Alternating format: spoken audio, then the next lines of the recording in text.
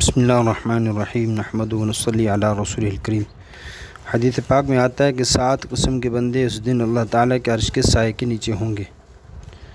جس دن کوئی سایہ نہیں ہوگا۔ نمبر 1 عادل بادشاہ، نمبر 2 وہ جوان جو جوانی میں اللہ کی عبادت کرتا ہو، تیسرا وہ شخص جس کا دل مسجد میں اٹکا ہوا ہو،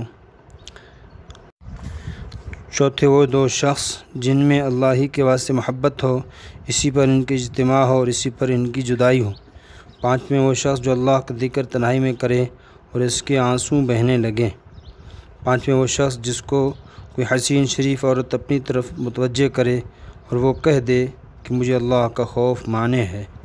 ساتویں وہ شخص جو ایسے مخفی طریقے سے صدقہ کرے کہ دوسرے ہاتھ کو بھی خبر نہ ہو۔ اس لیے میرے محترم عزیز دوستو بزرگوں، اللہ تعالیٰ سے اخلاص مانگیں اور عدل مانگیں اور گناہوں سے حفاظت مانگیں کہ وہ اللہ تعالیٰ ہم سب کی ایسے گناہوں سے حفاظت فرمائے جو اللہ تعالیٰ سے دور کرنے والے ہیں۔ آمین۔